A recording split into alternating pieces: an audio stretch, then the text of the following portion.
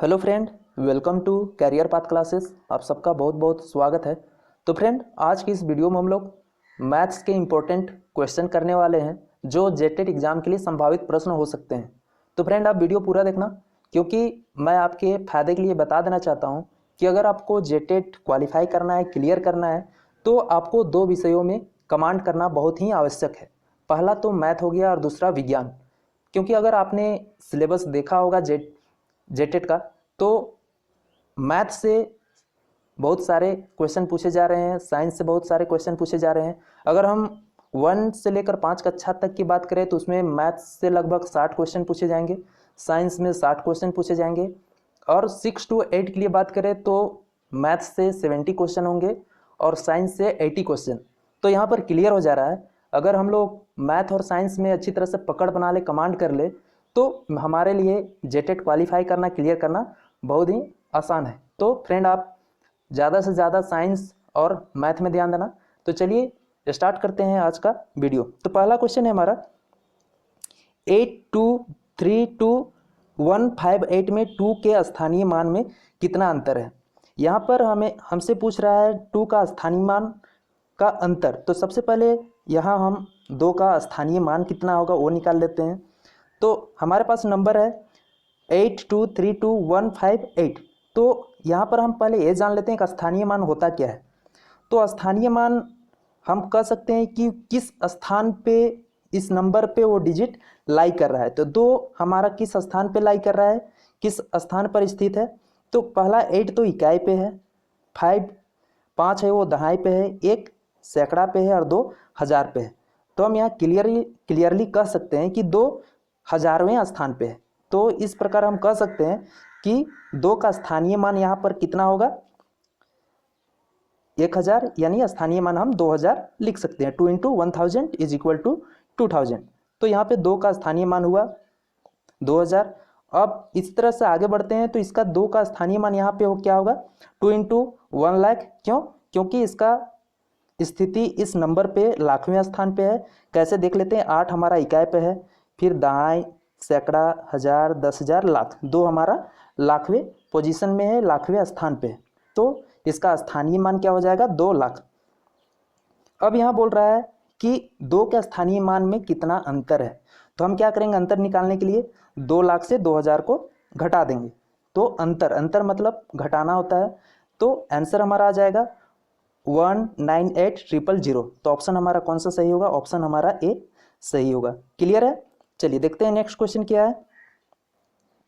Next question है, यदि किसी कार का विक्रय मूल्य उसके क्रय मूल्य का 5/4 गुना है तो प्रतिशत लाभ या हानि बताएं।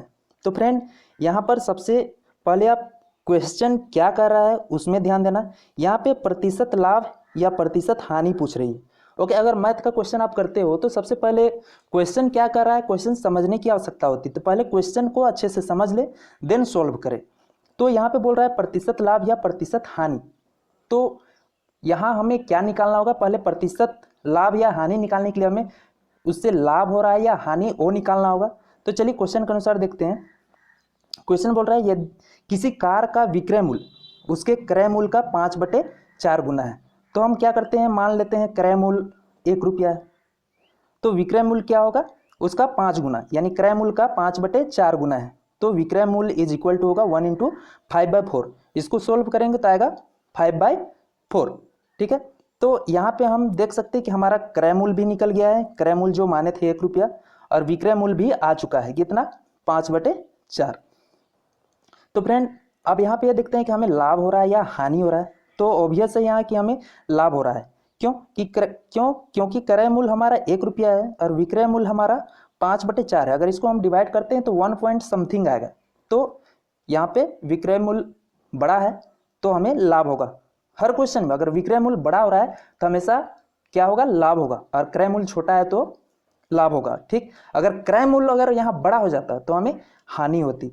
ओके, तो चलिए अब देखते हैं कि लाभ का फॉर्मूला क्या होता है, विक्रय मूल्य माइनस क्रय मूल्य।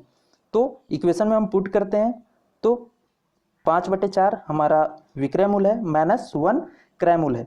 इसको सॉल्व करते हैं, ये हमारा भिन्न का घटाव है। तो सॉल्व करेंगे तो 5 - 4/4 होगा, आपको तो भिन्न की घटाव आती ही होगी तो आप कर लेना। इसको सॉल्व करते हैं तो आता है 1/4। ठीक है, अब हमें यहाँ लाभ मिल गया, कितना आया, लाभ हमारा 1/4 आ गया। अब हम यहाँ देखते हैं कि लाभ प्रतिशत या लाभ हानि, क्वेश्चन हमारा लाभ प्रतिशत निकालना है या लाभ हानि। तो लाभ हो रहा है तो हमें लाभ प्रतिशत निकालनी होगी।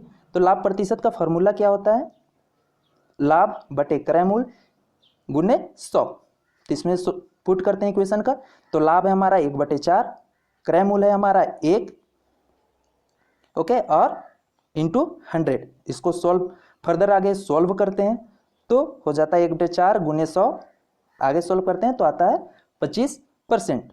ओके फ्रेंड, आप यहाँ पे इसको कट करोगे, 1/4 इंटू 100 है तो 4 से काटोगे तो 25 टाइम्स में ये 100 कट जाएगा। चलिए, तो ऑप्शन हमारा कौन सा सही होगा इसमें, ऑप्शन ए हमारा सही होगा। चलिए नेक्स्ट क्वेश्चन, क्लियर है यहाँ पे। चलिए देखते हैं नेक्स्ट क्वेश्चन क्या है। एक अंडे बेचने वाला 8 दर्जन अंडे 1 रुपये के 4 के भाव से खरीदता है। ठीक है, फिर बोलता है 1 दर्जन अंडे ले जाने में टूट जाते हैं। एक अंडा बेचने वाला है, वो 8 दर्जन अंडा लेता है, कितना, 1 रुपया के 4 अंडे खरीदता है, 8 दर्जन लिया और उसे ले जाने में 1 दर्जन अंडे टूट जाते हैं। और फिर बोलता है कि तब भी उसे 5% लाभ कमाने के लिए वह प्रति अंडे किस दर पे बेचेगा। चलिए यहाँ पर सबसे पहले हम लोग ध्यान देते हैं कि एक अंडे 1 रुपया में कितने अंडे ले रहा है वो, तो 4 अंडे। तो प्रश्न अनुसार हम देखते हैं कि 1 रुपये में 4 अंडे, तो 2 रुपये में कितने होंगे, 8 अंडे, 3 रुपये में कितने होंगे, 12 अंडे, यानी 12 अंडे इज इक्वल टू 1 दर्जन। तो यहाँ पे हम बोल सकते हैं कि 1 दर्जन अंडे का मूल्य कितना होगा, 3 रुपया। क्यों हुआ, क्योंकि 1 रुपया में 4 अंडे मिल रहे हैं, 2 रुपया में 8 अंडे, तो 3 रुपया में 12 अंडे, तो 1 दर्जन 12 होते हैं, तो 1 दर्जन अंडे का मूल्य 3 रुपया। चलिए यहाँ तक ठीक है। तो वो क्या करता है कि 8 दर्जन अंडे लेता है, यहाँ पे कितना लिया है वो, 8 दर्जन अंडे लिया है। तो हम लोग 8 दर्जन अंडे का मूल्य निकालते हैं।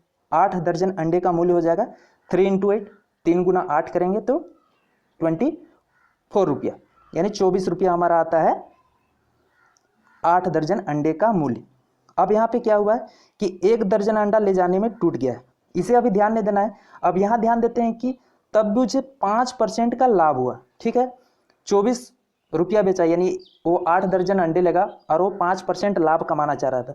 तो पहले हम लोग इसमें से 5% निकाल लेते हैं कि अगर 8 दर्जन वो बेचता तो उसे 5% में कितना लाभ होता। तो 24 रुपया का 5% निकालते हैं, तो 24 गुना 5/100 करते हैं। अगर इसको काटते हैं, सॉल्व करते हैं तो हमारा आता है 1.2 रुपीज़, 1 यानी 1.2 रुपया।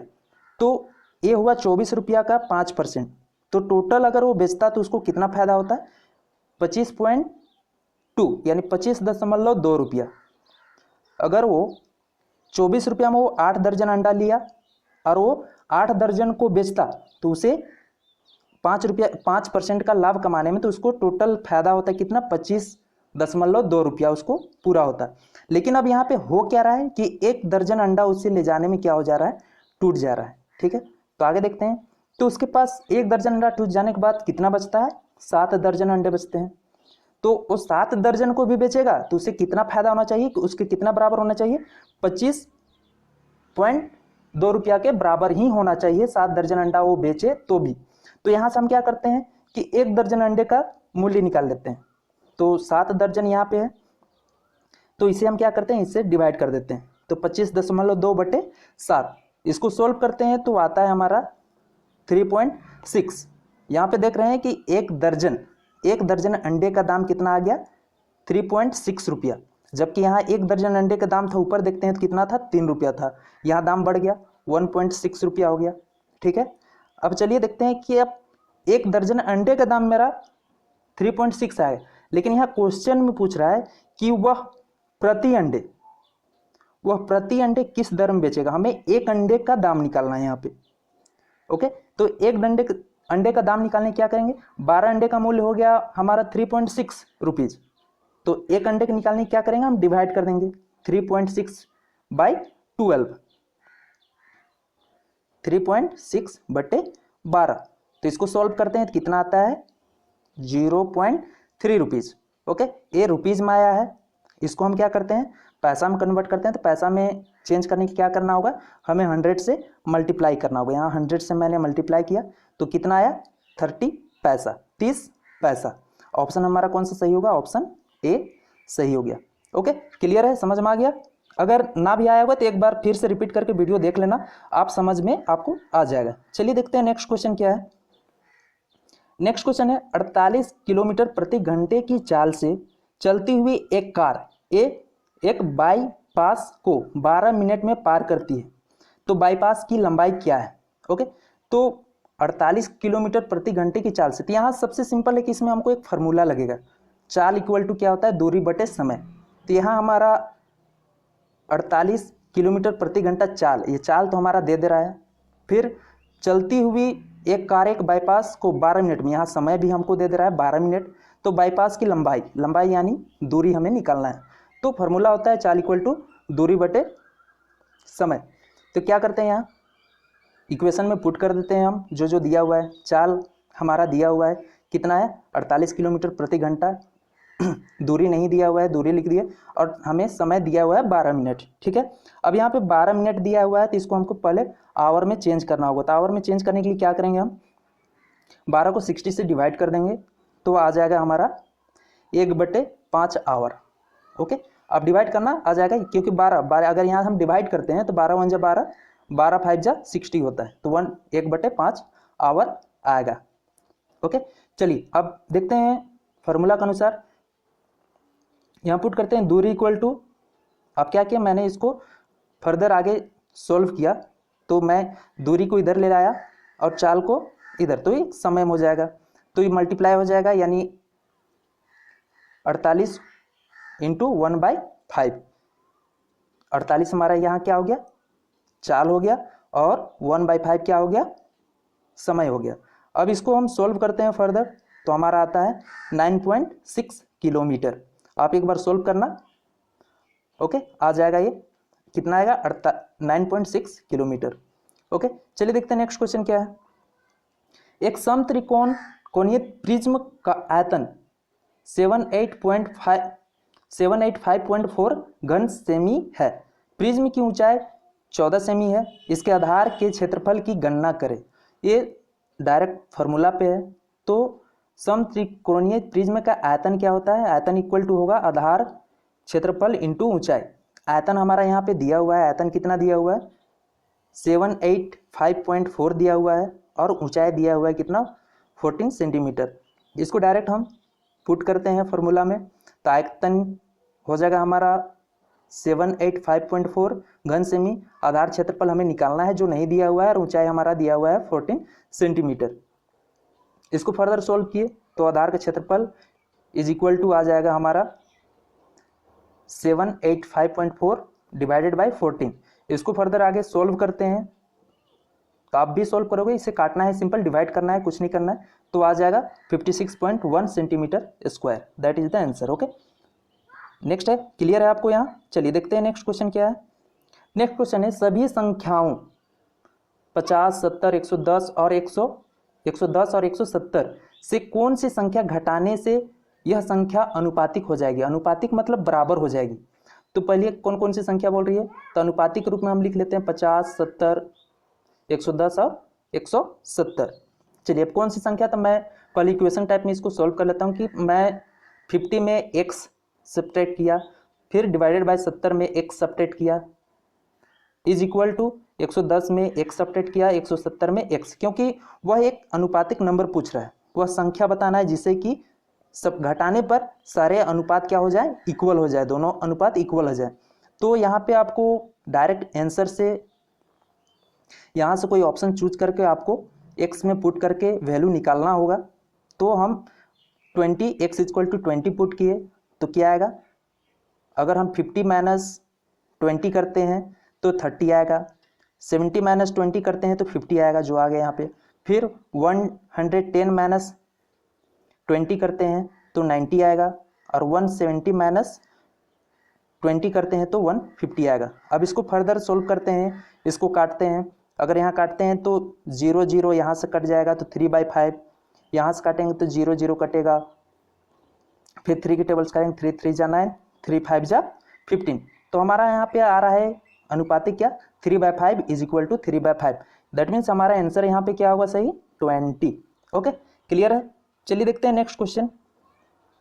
नेक्स्ट क्वेश्चन है, एक वार्षिक परीक्षा में राम को 3150 अंक मिले और श्याम को 2950 अंक मिले। यदि राम को 63% अंक मिले हैं तो श्याम को कितने प्रतिशत अंक मिलेंगे। यहाँ पे कुछ नहीं करना है, डायरेक्ट फॉर्मूला पे है, इसे आप सॉल्व कर सकते हैं आसान से। श्याम को मिला प्रतिशत अंक, क्या करना है आपको, 63% जो राम को मिला है, और राम को अंकित उसको प्राप्त कितना अंक है 3150 बटे 3150 इंटू श्याम को मिला अंक को इक्वेशन को सॉल्व कर लेंगे तो हमारा आंसर आ जाएगा, कितना आएगा 59%। ऑप्शन हमारा बी सही होगा। चलिए देखते हैं नेक्स्ट क्वेश्चन क्या है। नेक्स्ट क्वेश्चन है, चाय का व्यापारी रोहित की क्या करता है, 240 रुपये प्रति किलो भाव से चाय का एक विशेष ब्रांड बेचकर 20% हानि करता है। यदि वह 10% लाभ करना चाहता है तो बिक्री मूल्य क्या होगा। तो फ्रेंड ये ट्रिकी मैथ है। अगर इस तरह का क्वेश्चन जहाँ पे भी पूछ रहा है लाभ और हानि परसेंट में दिया है, इतना बेचने पर हानि हो रहा है, इतना करने पे लाभ हो रहा है, तो उसके लिए एक डायरेक्ट फार्मूला है। क्या है ट्रिक, एक्स आपको क्या करना है, एक्स इंटू 100 माइनस हानि इंटू 100 प्लस लाभ बटे 100। इसमें डायरेक्ट हम पुट करेंगे इस इक्वेशन में नंबर्स को तो आंसर आ जाएंगे। तो हमारा एक्स यहाँ पे क्या है 240 है, फिर 100 हानि क्या हो रही है 100 माइनस 20, फिर लाभ क्या है 10%, तो 100 प्लस 10/100। इसको अगर हम सोल्व करते हैं तो आएगा हमारा क्या 330 रुपया। That is the answer. आप सोल्व करना है, आसान है, ज़्यादा टफ नहीं है, आप सोल्व कर सकते हो। चलिए देखते हैं नेक्स्ट क्वेश्चन। यदि किसी त्रिभुज के कोणों का अनुपात 3:4:5 है तो उसके क्रमशः सबसे बड़े एवं सबसे छोटे कोण का मान ज्ञात करें। ओके, क्या करते हैं यहाँ पे अनुपातिक राशि एक ले लेते हैं x, और हम जानते हैं तीनों कोणों का योग कितना होता है 180 डिग्री। तो 3x plus 4x plus 5x, क्योंकि तीनों कोणों का सम यहाँ बोला है, तो तीनों कोणों का सम क्या होता है, योग कितना होता है 180 डिग्री होता है। ओके, फर्दर अगर हम इसको ऐड करते हैं 3x plus 4x plus 5x तो आता है हमारा 12x इज इक्वल टू 180। आगे इसको हम सॉल्व करते हैं तो x इक्वल टू आएगा 15 डिग्री। आप इसे सिर्फ 12 को यहाँ पे ले जाके क्या करना है डिवाइड करना है तो 15 डिग्री आएगा। अब यहाँ पे क्वेश्चन में पूछा है कि सबसे बड़े एवं सबसे छोटे कोण का मान क्या होगा। तो सबसे छोटा एवं सबसे बड़ा क्या है, तो 3x यहाँ सबसे छोटा होगा और 5x सबसे बड़ा कोण होगा। तो इसमें हम क्या करते हैं पुट करते हैं x की जगह पे वैल्यू को। तो सबसे बड़े कोण 5x, x जगह में 15 पुट करना है, 5 इंटू 15 तो आया 75 डिग्री। ये हमारा हो गया सबसे बड़े कोण का वैल्यू। नेक्स्ट है सबसे छोटे कोण का, तो 3x, सबसे छोटा कोण हमारा यहाँ पे क्या है 3x है, तो 3 इंटू 15 करेंगे तो आएगा हमारा 45। तो सबसे छोटा कोण क्या होगा 45। तो आंसर हमारा कौन सा होगा, आंसर ए, यानी 75 डिग्री और 45 डिग्री। ओके, क्लियर है। चलिए नेक्स्ट क्वेश्चन देते हैं। यदि दो घनों के आयतनों में 8:1 का अनुपात है तो इनकी भुजाओं में अनुपात क्या होगी। क्वेश्चन है, क्वेश्चन को अच्छे से समझना कि यदि दो घनों के आयतनों में 8:1 का अनुपात है, दो घन का आयतन में, ठीक है, तो इनकी भुजाओं का अनुपात क्या होगा। तो किसी घन का आयतन क्या होता है, ए क्यूब होता है अगर फॉर्मूला की बात करें। चलिए अब देखते हैं भुजाओं का अनुपात क्या हो जाएगा। तो ए क्यूब, पहले घन का आयतन देखे थे ए क्यूब 1 और दूसरे आयतन का ए क्यूब 2, यानी 2 मतलब यहाँ पे दिखा रहा है दूसरा आयतन और ये पहला क्यूब घन। अब देखिए इसके आयतनों का अनुपात क्या है, तो 8:1 यानी 8/1 है। चलिए आगे इसको सॉल्व करते हैं। तो A1/A2 मतलब पहला घन और दूसरा घन, ठीक है। यहाँ पे ए क्यूब था, यहाँ भी ए क्यूब था, हम इसको अगर उठा के इस साइड ले गए तो सॉरी यहाँ पे 3 छूट गया, यहाँ पे 3 होगा, 3 घन 8/1। और आगे हम इसको सॉल्व करते हैं तो हम जानते हैं कि 2 का घन कितना होता है 8 होता है। 2 का घन कितना होता है 8 होता है। तो हम इसको घन को हटाकर क्या लिख सकते हैं 2/1, यानी A1 2:A2 is equal to 2:1, that is the answer. Okay, यहाँ पे हमारा आंसर होगा 2:1, यानी ऑप्शन ए हमारा यहाँ पे सही होगा। तो फ्रेंड यहाँ पर हम लोगों ने 10 क्वेश्चन किए जो महत्वपूर्ण थे। तो वीडियो कैसा रहा मुझे कमेंट करके ज़रूर बताएं। और एक खास बात, मैंने इसके लिए टेलीग्राम चैनल लिंक पे दिया है, वहाँ पे इसका PDF फाइल शेयर कर दिया है। अगर आप अच्छे से नहीं बना पाए हो तो वहाँ सॉल्यूशन के साथ इसका PDF मिल जाएगा, तो वहाँ से जाकर एक बार आप प्रैक्टिस कर लेते हो। तो फ्रेंड वीडियो कैसा रहा मुझे कमेंट करके ज़रूर बताइएगा। और वीडियो अच्छा लगा है तो प्लीज़ वीडियो को लाइक करें और अपने दोस्तों के साथ शेयर ज़रूर करें। थैंक यू, मिलते हैं नेक्स्ट वीडियो में।